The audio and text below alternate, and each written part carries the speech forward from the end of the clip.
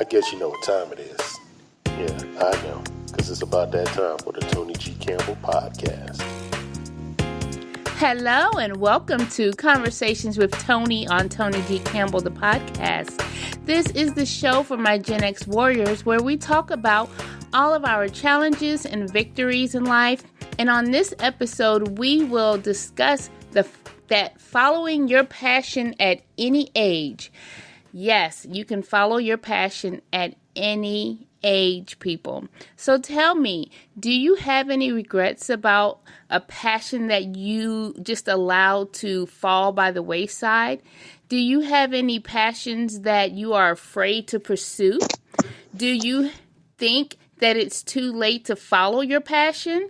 Well, on today's show, my co-host and I will dive deep into a discussion about how it's never too late to follow your passion. So right after a word from our sponsors, I will be back with my co-host for today, LaVonne Johnson, a phenomenally creative woman. Stay tuned.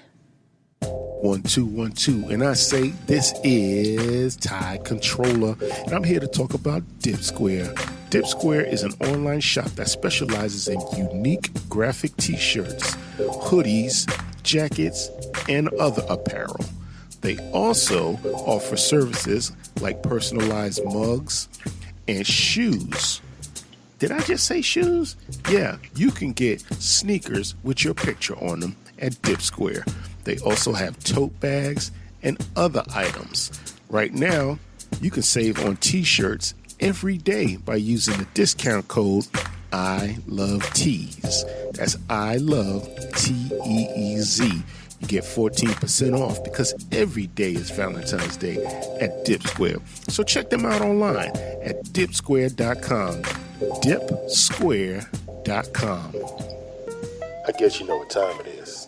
Yeah, I know, because it's about that time for the Toni G. Campbell podcast. Welcome back. Now today we are talking about following your passion at any age. My co-host for today is LaVonne Johnson, a phenomenally creative woman. Hi, LaVonne. Hello, how are you, Toni? I am awesome. How was your day today? It was great. Nice and quiet, but great. And I just enjoyed doing just the regular. Nothing out of the norm. Sometimes no news is good news. I know, right? Girl, I love them quiet days where that means no drama and no accidents, right? Exactly. Okay, let's get to talking because I believe that this topic is going to help so many people.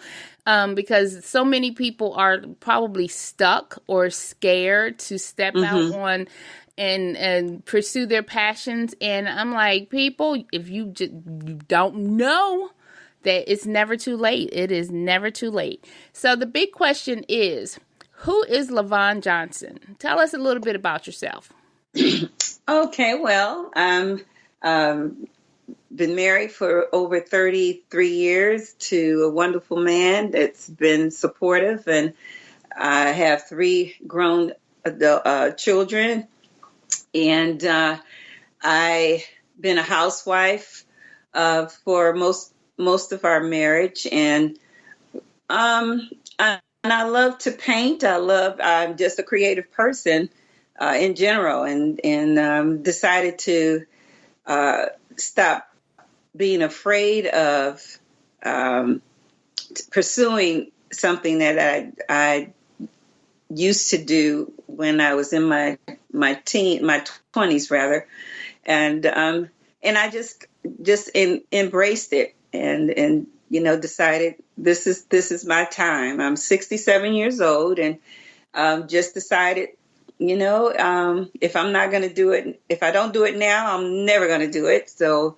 I just dove in a couple of years ago. Okay.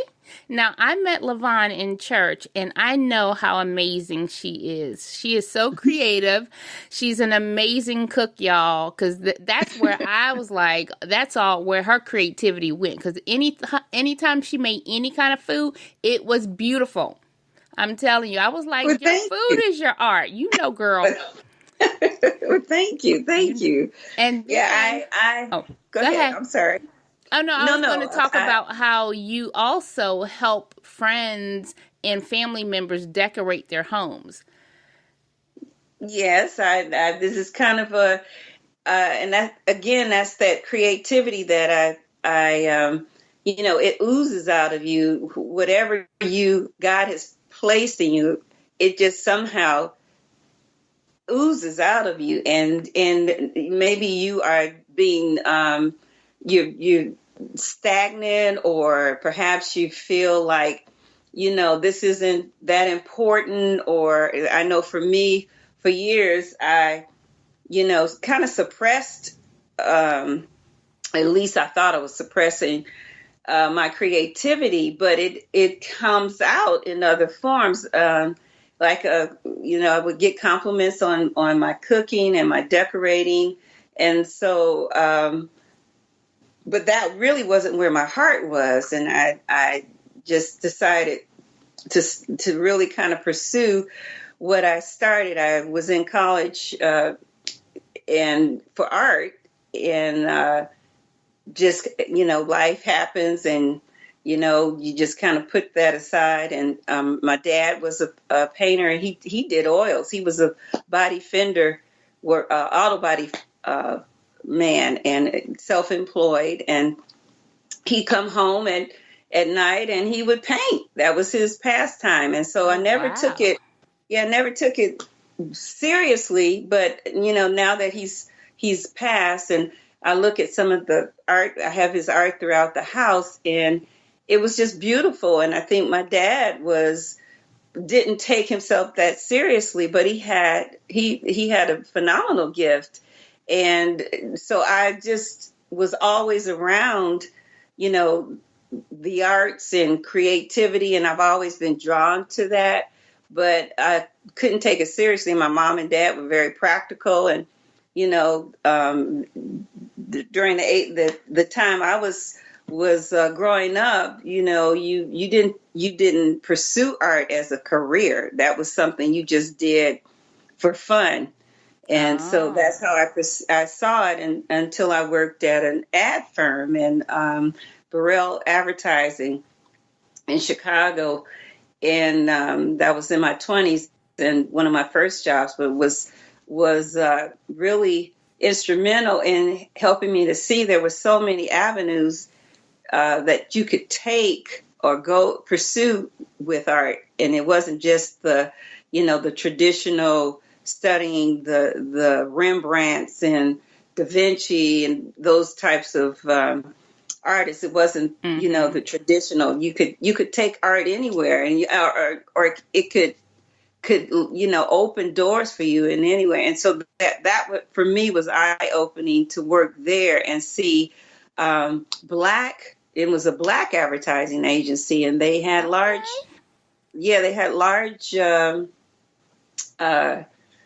clients, Coca-Cola, and I can't recall a couple of the others, but they were real huge accounts. And they won awards for some of their commercials that they did for their clients. And so for me, it was eye-opening, and I decided to go back to school and pursue art and take it more seriously. But so that was the beginning. And but again, I kind of put it to the side and couldn't afford it to finish school. I didn't finish college.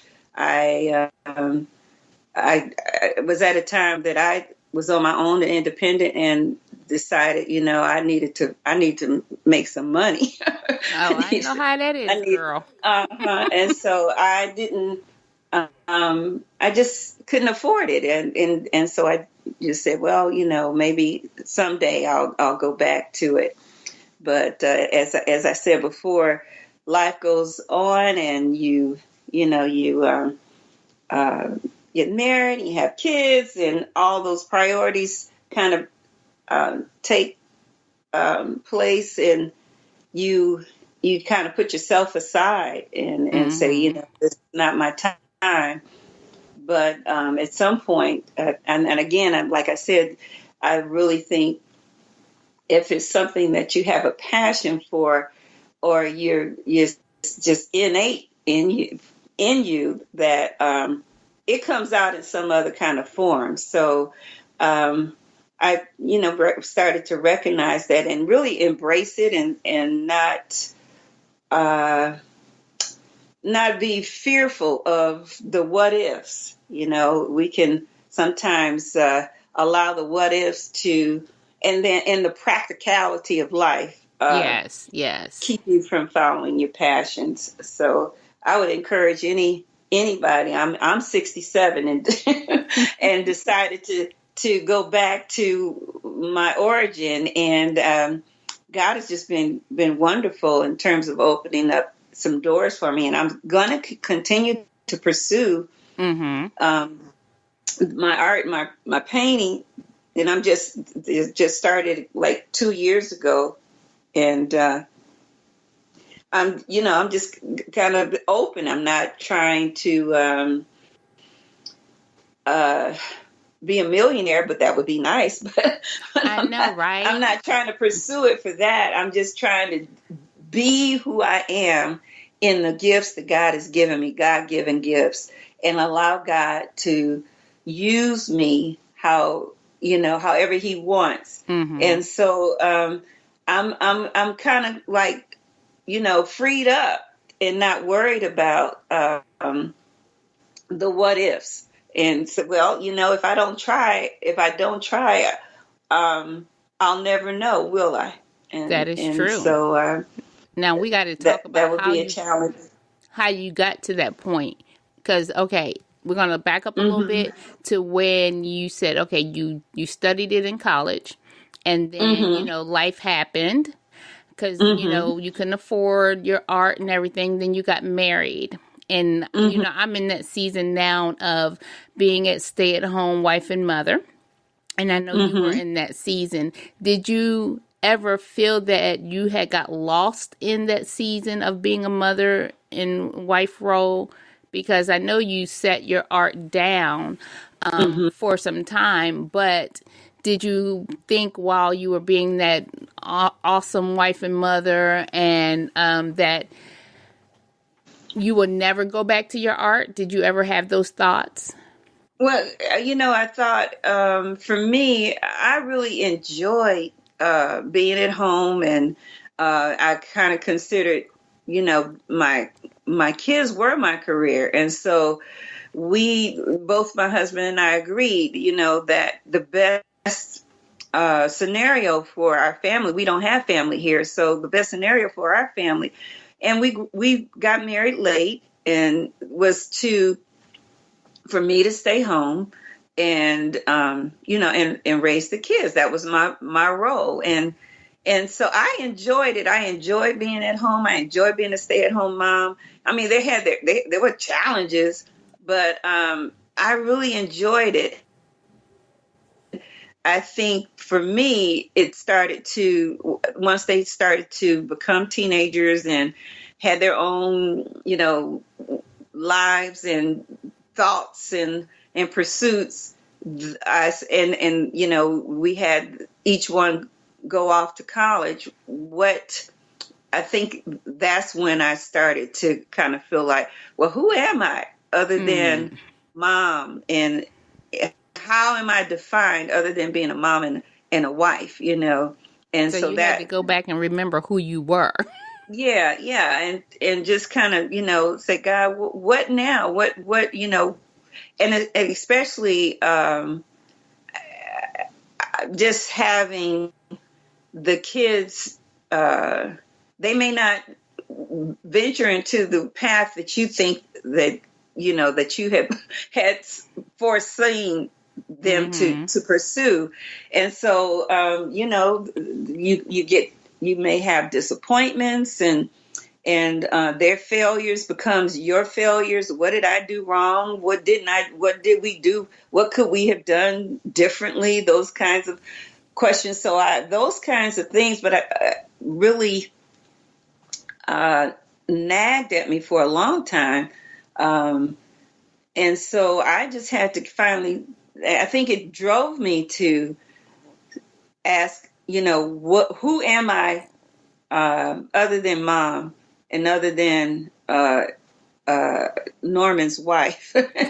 and so that began a journey, and I had to kind of not listen to all the voices that were telling me good intention, but not all the voices, even though they might be good pursuits, they weren't me. They weren't for me. People can sometimes say, I can see you doing this. Oh, you would be great at this. And you think, well, I used to kind of doubt my own, I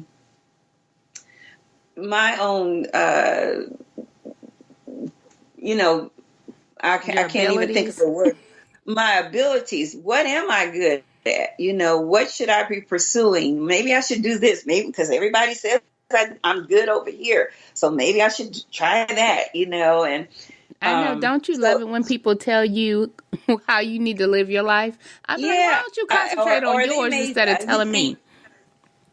Yeah, or they may, like I said, they may have good intentions. They see, oh, you got this potential, or you're so good at organizing, or you're so good, and those things might be true, but that's not who you are. That's not your core. And so I used to tell you to be a decorator all the time, girls. I'd be like, girl, you can decorate a house awesomely.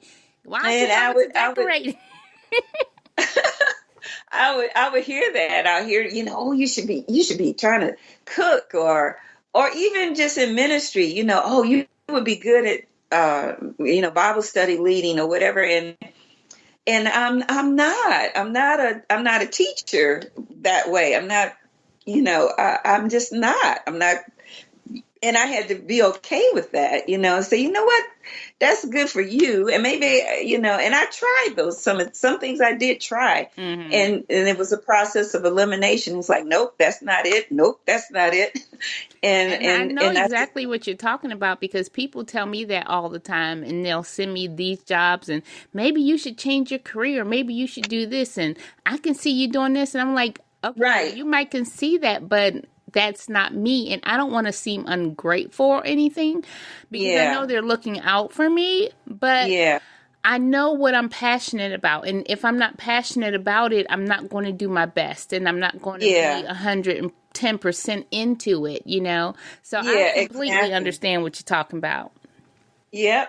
And you fizzle out, in terms of, because it's not, like you said, it's not your passion. And it's like, well, it's because somebody told you you would be good at it, and you just pursued it for that reason alone, and not really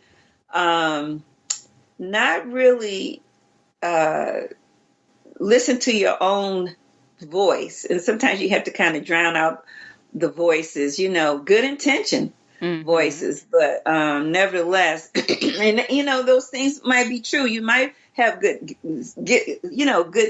good skill set in different areas, but that is not the like you said, your passion. What is it that you really, really, and what are you afraid of?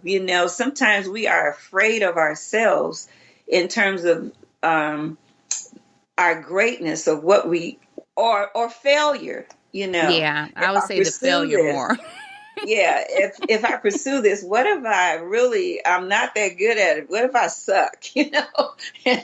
And then the world also puts pressure on you too, because I know, like for me, when I was out in corporate, I was a senior accountant at a Fortune 500 company, and then I came to the house to take care of the kids and such. And it's like trying to get back out there, because I might not have a degree, or I've been away for so long. Then the world tells you, oh, you're not good enough anymore. Like all that you worked for all those years means nothing now. Nothing. You have to have that piece of paper to prove yourself. And I'm like, there were plenty of people with that piece of paper that I trained. Like, you know what I'm saying? So it's like, I know. What does that piece of paper, it doesn't tell you about the person who is passionate about getting that job done. Or, you know, what's deep inside of you that you'll work so much harder than the person who riding along with that paper because, oh, I got the paper. I don't need anything else. I don't need to keep learning. I don't need to keep, you know, striving forward because, hey, I got a piece of paper. Yeah. That's it, exactly. you know? Yeah. So yeah, I totally agree. I totally get where you're coming from with that. You know, again, you just have to, but again, you need to use wisdom. And, you know, right now I'm in a safe space where I can pursue, you know, the art and I can spread out. The kids are gone. You know, it's just my husband and I can. It's not like you do something frivolously. You need to you need to use wisdom to pursue your passion. And maybe it means, you know, starting off small or you know, but that doesn't mean you just, you know, see people quit their jobs and follow their passion and anything that you typically, any business that you start, the first 5 years, they tell you, you know, there's a high percentage of failure.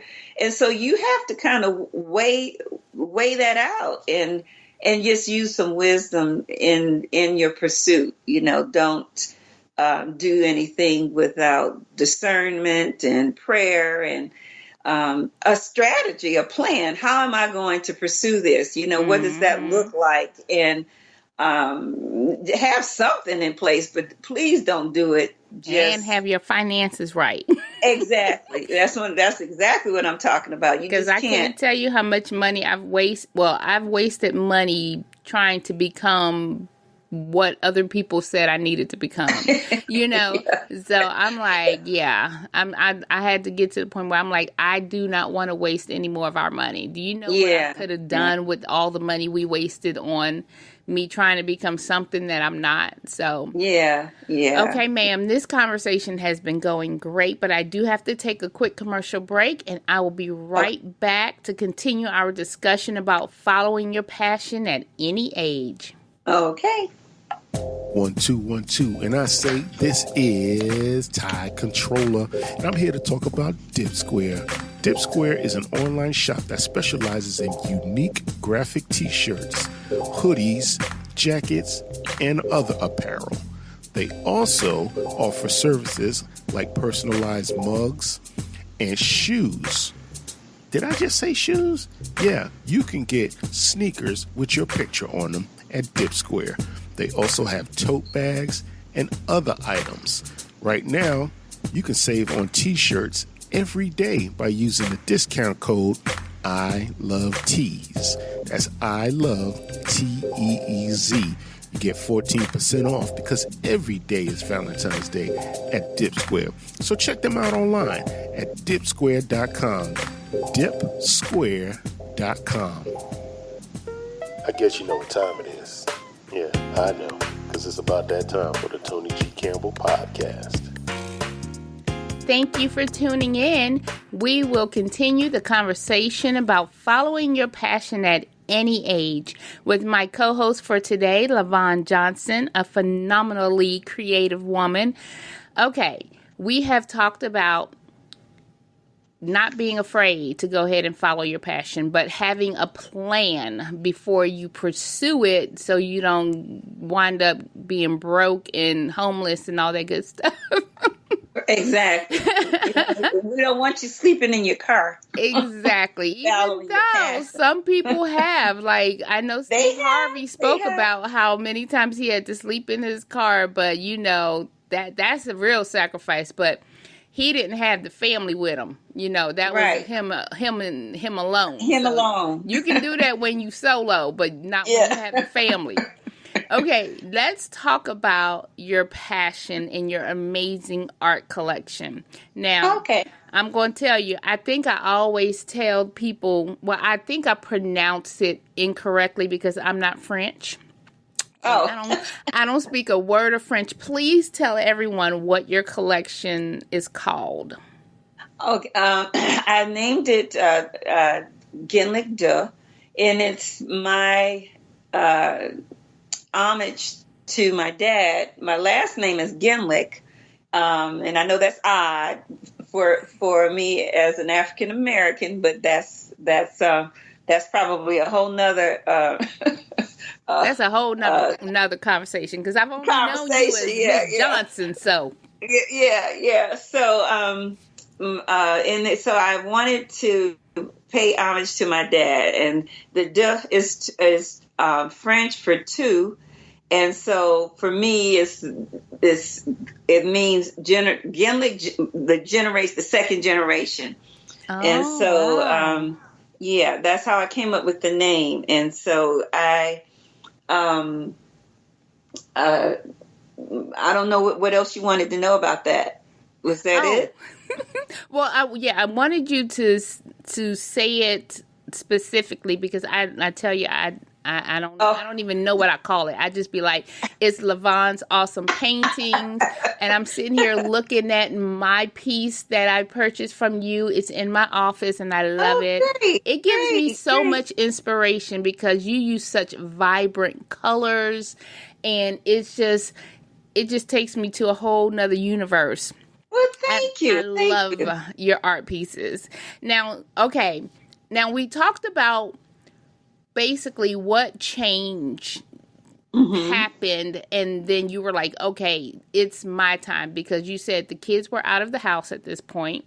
And at that point, every stay-at-home mother asked themselves, okay, what now? All my kids are gone. They're grown up. My husband's doing his thing. What about me?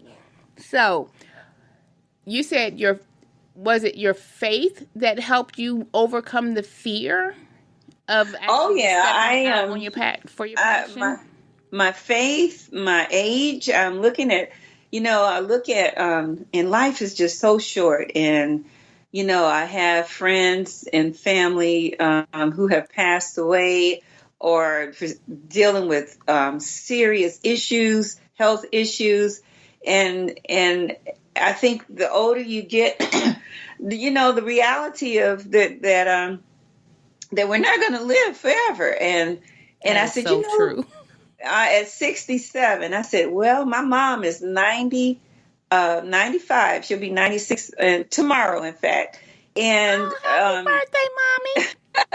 and she's in good health, and she's in her right mind, and all of that. But I have friends whose family members are dealing with Alzheimer's, and the older you get, you have some serious, may or may not have serious ailments. So I started to really kind of ponder, like, God, if you give me 30 more years, that would mean I would be in my 90s. And I've looked at how quickly I've reached 67. I don't feel 67, but I only have, if I have 30 good years, what is that going to look like? And so for me, it gave me pause about how do you want to live this life out, the rest of your life? What is it that you haven't done or that you haven't emptied yourself? And so the art was the thing, and I really wanted to honor God with my art. And I said, well, it may sound trite to some, because, for me, I've always admired people who are in full-time ministry, and, they seem to have this, they just know for sure this is where they're supposed to be. And different missionaries we support. So for me, it's like, well, that's not me though. God, you've not called me to that. What have you called me to do? And what is it that I'm not pursuing that I'd like to leave something behind that honors you, and at the same time, you can use me as a vessel. And so it's the art. I just went back to that and decided, well, Lord, if you give me, I'm hoping I have 30 more years left, but that they will go by so quickly. Yes, and they do. and so for me, I would. The days are long, but the years are short, and that is so very true. Yes, it's true. And so I look at just young people. I just would encourage you to don't wait. But I know, and as you have to live your life, because it took me, I did the Sister Locks. I was a Sister Lock consultant for about 11 years, and I did that, but that was real practical too. Mm-hmm. And it was good money. I did well with that, but I got tired of doing it, and then my body. Passion. And it wasn't my passion, but my body too. And that's the other thing. My body is, as you get older, things start to change. And, my eyes, I was having issues with my eyes and my hands. And I said, you know what? I better get to stepping about something I really want to do and not keep settling for the practicality of life. What do I'm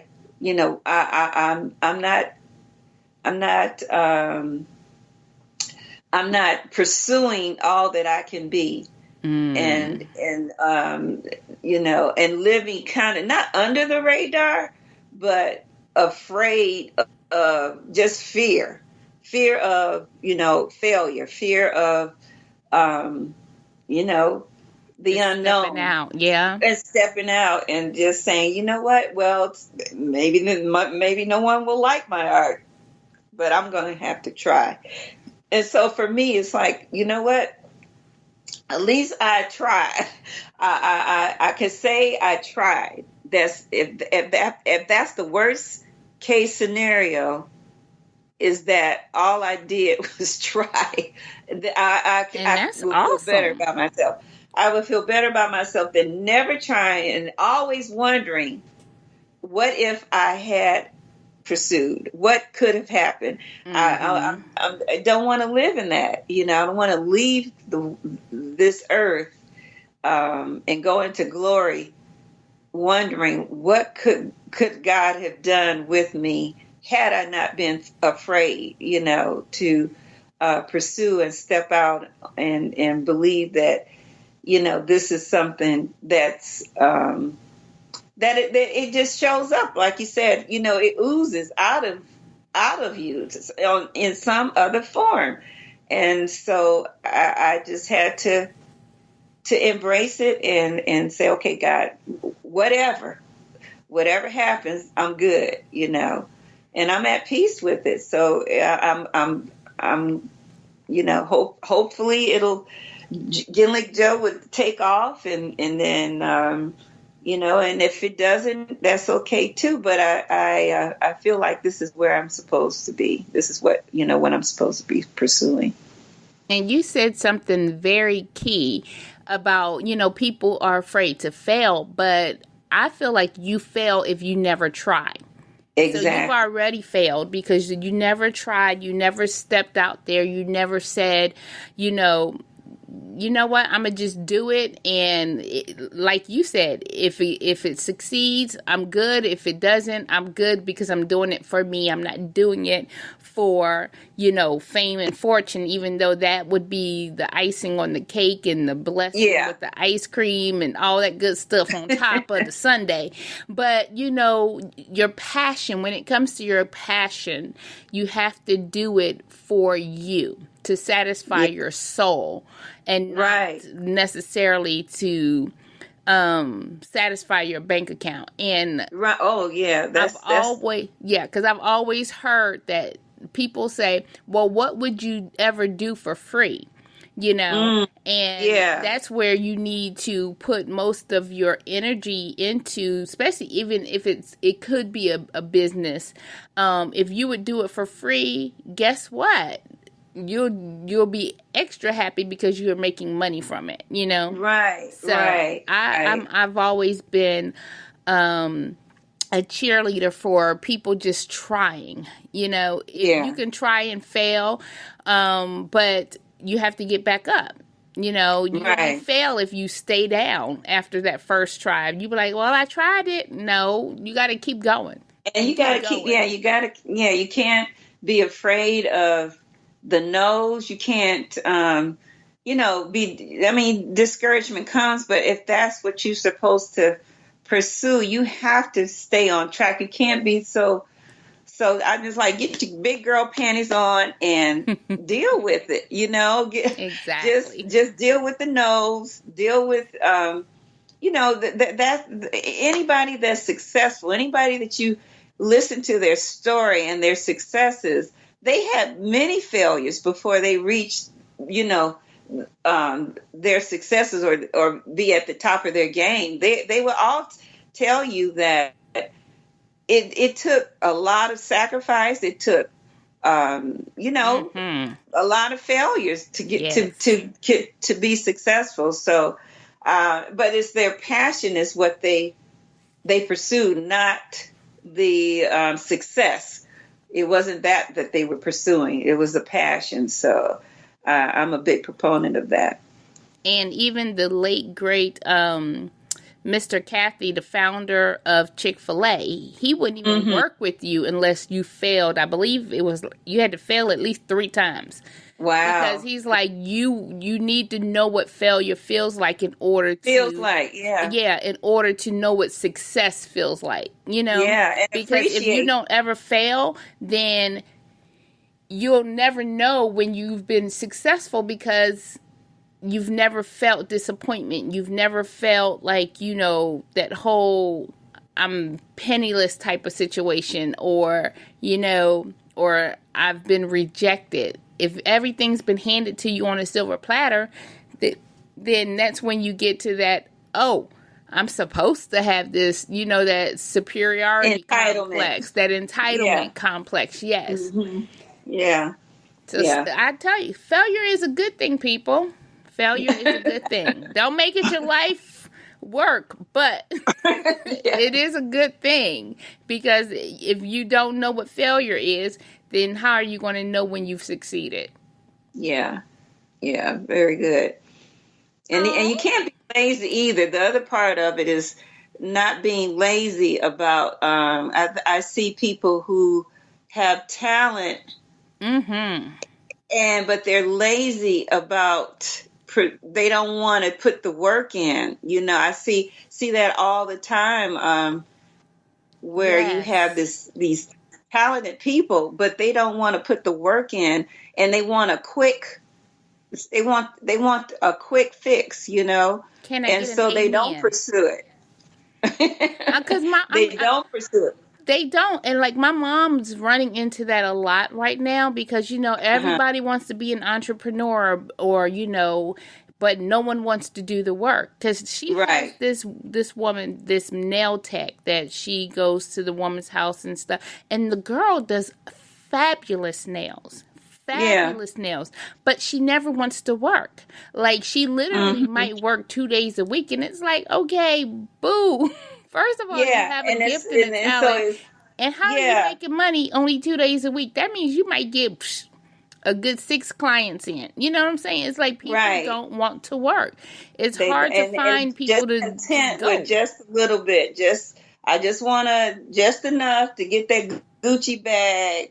To get my nails done and my weave done, and that's it. And so, I see it all the time. I know when I was doing the sister locks, it was the hair industry is full of that. The black beauty or beauty salons. You have these women who are phenomenal with their hands and their talent. And they just are content with They only want to work 3 days a week. Just and sit around the house the other 4. Like, what? I mean, I don't understand it. I mean, at least I just are you don't volunteering or something? Like, you can't just sit around the house and do nothing, people. And not the other part too is being a good. If you're going to step out on your own, you have to have some